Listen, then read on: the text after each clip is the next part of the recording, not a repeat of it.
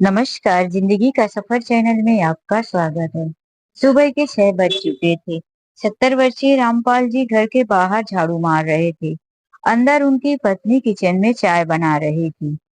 रामपाल जी को दो तीन लोग आकर हाथ पकड़कर आंगन से नीचे उतारने लगते हैं। रामपाल जी जोर से चिल्लाते हैं, अरे भाई, आप लोग कौन हो?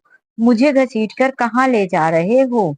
पति की जोर से चिल्लाने की आवाज सुनकर बाहर रामपाल जी की पत्नी मीना जी आ जाती हैं। क्या हुआ जी? ये सब कौन है? आपको कहाँ घसीट के ले जा रहे हैं? उन्हें थोड़ी दूर पर फेंकने के बाद वह लोग वापिस आकर कहते हैं, बुढ़िया, अब तू सीधे तरीके से घर छोड़ और बाहर निकल। हम 1 महीने पहले भी ये घर खाली करवाने आए थे। तब तूने कहा था कि 1 महीने का समय दे दो, कोई और जगह व्यवस्था कर लूंगी। समझ में नहीं आता क्या तेरे? तेरे बेटे ने इस घर को बेच दिया है। पूरे 50 लाख में हमने इस घर को खरीदा है। अब निकल यहाँ से। दोनों पति पत्नी समझ चुके थे कि यह इस घर का नया मालिक, जिन्होंने उनके बेटे द्वारा घर खरीदा था। वह हाथ जोड़कर दोनों पति पत्नी कहते हैं, हम कहाँ जाएं इस उम्र में? हमारी मर्जी के खिलाफ यह घर बेचा गया है। हमारे बेटे ने हमसे चोरी छुपे साइन करवा लिया। हम समझ नहीं पाए कि यह कौन सा पेपर है और इस घर को बेच दिया। हमारे लिए कोई और सहारा नहीं है। हमें रहने दो यहाँ। मर जाएंगे तो ले लेना। वह फिर गुस्से से कहते, बुढ़िया, तुम दोनों इतना जल्दी मरने वाले नहीं हो। निकलो यहाँ से। उसमें से एक व्यक्ति, जिसे थोड़ी रहम आ जाती है, वह कहता है, आंटी, तुम दोनों को हम एक जगह रखने के लिए बता सकते हैं। यहाँ से 3 किलोमीटर दूरी पर एक वृद्धा आश्रम है। तुम दोनों को वहां छोड़कर आएंगे। वहां तुम लोग रह सकते हो। वहां और भी बाकी वृद्ध महिला पुरुष रहते हैं। मीना जी कहती हैं, यही सही होगा, हमें वहीं पर छोड़ दो। यह दोनों कहकर अपनी जरूरत की थोड़ी मोड़ी चीजें जो उठा सकते हैं ले लेते हैं। वह व्यक्ति उन्हें वृद्धा आश्रम में छोड़ देता है। दोनों पति पत्नी वहां जाकर देखते हैं कि वहां पर बहुत सारे वृद्ध ऐसे थे जिनका अपना खुद का मकान, बच्चे, परिवार सब कुछ थे, लेकिन वह वृद्धा आश्रम में रह रहे थे। कोई मजबूर होकर खुद चले आए थे, तो किसी को उनके बेटे बहू ने उठाकर फेंक दिया था। उन्हें सबके ऊपर तरस आ रहा था, लेकिन उनकी जिंदगी भी अब उनसे बदतर ही हो चुकी थी। वहां पर वह रहते हैं। कुछ दिनों के बाद वहां पर रह रहे लोगों के साथ उनकी जान पहचान और दोस्ती हो जाती है। अब उन्हें लगा कि हमारा आखिरी समय इसी वृद्धा आश्रम में कटेगा। वहां रहते हुए उन्हें 3 महीने गुजर चुके थे। कम से कम रहने के लिए छत तो मिल गई थी, वरना घर से निकाले जाने के बाद आज रोड में वह कहाँ भीख मांगते और इतनी बरसात में पड़े रहते। बारिश का समय जो चल रहा था, दोनों पति पत्नी सोच रहे थे कि अब यहाँ हमें रहने का ठिकाना मिल गया है, जो मिलेगा उसी से गुजारा कर लेंगे। लेकिन उनकी किस्मत वहां भी खराब निकली। एक दिन उस बिल्डिंग को, यानी कि वृद्धा आश्रम को गिराने का आदेश आ जाता है। वहां पर एक बहुत बड़ा मॉल बनने वाला था, इसीलिए वहां के वृद्ध महिला पुरुषों को किसी और वृद्धा आश्रम में शिफ्ट किया जा रहा था। सारे महिला पुरुष को एक ही वृद्धा आश्रम में नहीं भेज सकते थे, इसीलिए सबको अलग अलग वृद्धा आश्रम में भेजा जाने लगा। वह यह देखकर और दुखी हो गए। यहाँ कुछ कम लोग थे, लेकिन सबसे अच्छी दोस्ती और पहचान हो गई थी। अब वह एक दूसरे को छोड़कर नहीं जाना चाहते थे, लेकिन दुखी मन से उन्हें वह ठिकाना छोड़कर जाना पड़ा। दोनों पति पत्नी को एक छोटे शहर के वृद्धा आश्रम में भेज दिया गया। वहां फिर से नई जगह, नई लोग। कुछ दिन वहां पर उन्हें रहने और समझने में लगा, लेकिन उस वृद्धा आश्रम में एक बहुत ही अजीब बात थी। वृद्धा आश्रम के लोगों को रोज कहीं ना कहीं भेजा जा रहा था। आज जब एक गाड़ी आई और उसमें से 6 लोग चले गए। यह देखकर रामपाल जी और बीना जी पूछने लगे, आखिर जिस दिन से आया हूँ उसी दिन से देख रहा हूँ, रोज 4 लोग 6 लोग इस वृद्धा आश्रम से पूरे दिन के लिए बाहर जाते हैं। यह मामला क्या है, क्यों जाते हैं? वहां पर रह रहा एक बूढ़ा, जो वहां अब 3 साल से रह चुका था, वह कहा, कुछ दिन आप रहो, आप लोगों को भी पता चल जाएगा कि यहाँ सब क्या होता है। दोनों पति पत्नी एक दूसरे की तरफ देखकर कहते हैं, आखिर क्या होता है, हमें भी तो बताइए, कैसे पता चलेगा? वह बूढ़ा व्यक्ति बोला, सब पता चल जाएगा, थोड़े दिन तो रुको। अब वहां पर दोनों पति पत्नी को रहते हुए 1 महीना बीत चुका था कि एक दिन उन दोनों को जाने का भी नंबर आया। दोनों एक दूसरे की तरफ देखते और घबराए हुए थे, आखिर हमें कहाँ ले जा रहे हैं। तभी दोनों को बुलाकर ले जाने लगे अलग अलग गाड़ियों में। लेकिन मीना जी ने कहा, मुझे अलग से मत भेजो, हम दोनों पति पत्नी साथ में ही जाएंगे। वह लोग बात मान जाते हैं और एक बहुत बड़े हॉल में, जहां बहुत बड़ी पार्टी जैसी कुछ तैयारी चल रही थी, वहां लेकर चले जाते हैं। मीना जी और रामपाल जी देखते हैं कि यहाँ तो कुछ प्रोग्राम है। उन्हें कुछ पल के लिए लगा कि शायद यहाँ हमें खाना खाने के लिए लाए होंगे। वह कुछ पल के लिए मन में खुश हो गए, लेकिन जब ले जाकर दोनों पति पत्नी को अंदर ले गए और मीना जी को रसोई घर में बोले, आंटी आप यहाँ रसोई घर में काम करो, यहाँ पर आपको जूठे बर्तन और रसोई घर में मदद करनी होगी। वहीं उनके पति रामपाल जी को बोले, आप यहाँ के टॉयलेट बाथरूम और बर्तनों को इधर उधर से उठाकर साफ करने में मदद करनी होगी। दोनों पति पत्नी यह सुनकर आश्चर्य में पड़ गए। अब समझ में आया कि यहाँ पर रह रहे मजदूरों को काम के लिए भेजा जाता है। रामपाल जी ने कहा, यह हम लोगों के साथ कितना बड़ा अन्याय है। हम बूढ़े बुजुर्ग हो गए हैं और हमें काम पर भेजा जाता है। एक कर्मचारी ने कहा, काम नहीं करोगे तो क्या वृद्धा आश्रम में बैठे खाने को मिलेगा? वहाँ इतना बजट नहीं है कि आने वाले हर वृद्ध महिला पुरुष को बैठाकर खिलाया जाए। यहाँ से जो आमदनी होगी उससे वृद्धा आश्रम का खर्च चलेगा। अगर रहना है तो काम करो। मीना जी ने उनसे कहा, हमें कोई और काम दे दो। चलो मेरा ठीक है, मैं तो किचन में काम कर दूंगी, बर्तन धो दूंगी।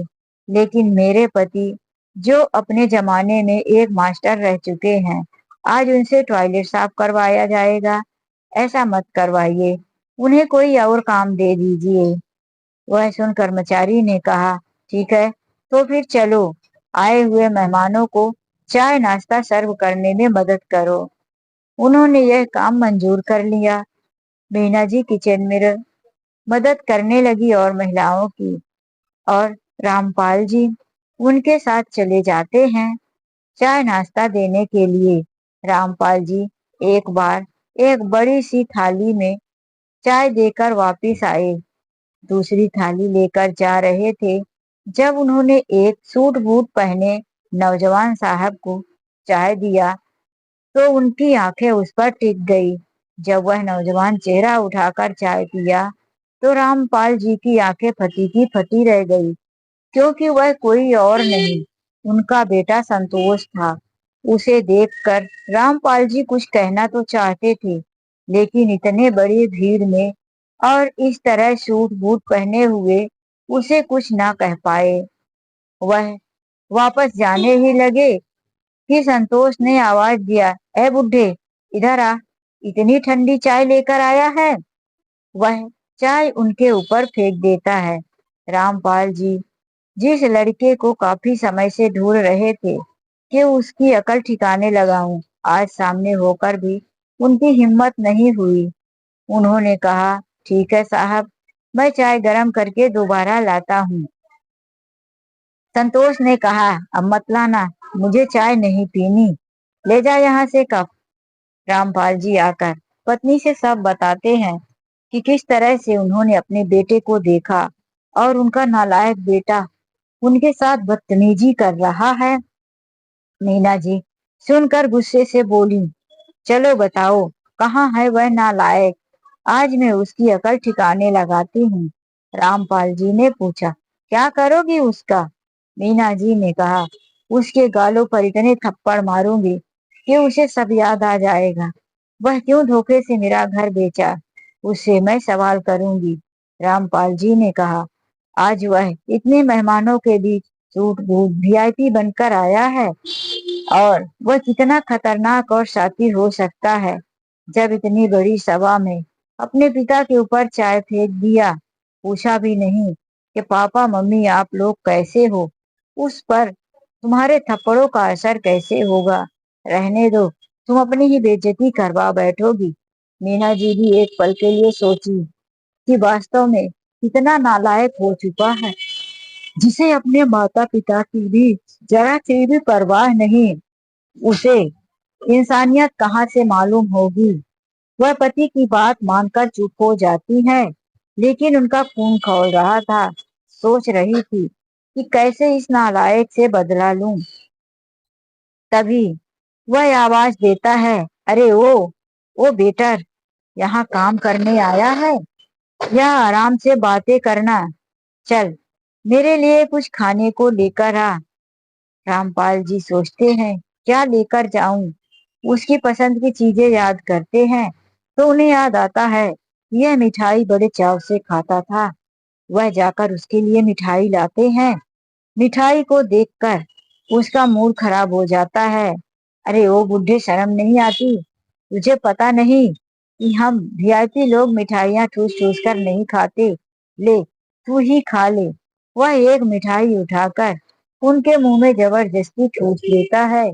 रामपाल जी शर्मिंदा होकर वहां से चले जाते हैं। वह खिलखिलाकर हंसता है, इसकी हिम्मत जो मुझसे कुछ बोले। तभी रामपाल जी और उनकी पत्नी वापिस आकर उसे डांटते हुए कहते हैं, अब बहुत हो गया, अब तेरा असली चेहरा सामने लाने का समय आ गया है। तूने बड़ी बदतमीजी कर ली। संतोष सातिर भरी हंसी को खिलखिलाकर हंसते हुए कहता है, अरे बुड्ढे, तू यहाँ एक बेटर है, नौकर है। अपने कपड़े, अपने रुतबे को तो देख। यहाँ पर यह तेरी पत्नी बर्तन धोने का काम कर रही है। मेरे एक इशारे पर तुम दोनों को यहाँ से उठाकर बाहर फेंक दिया जाएगा। तुझे पता है, इस बड़े से हॉल में जो प्रोग्राम हो रहा है वह सब मेरे लिए ही है। मेरी आज शादी है, दुनिया के सबसे बड़े रईस के बेटी के साथ आज मेरी शादी है। तुझे यहाँ कौन पहचानता है?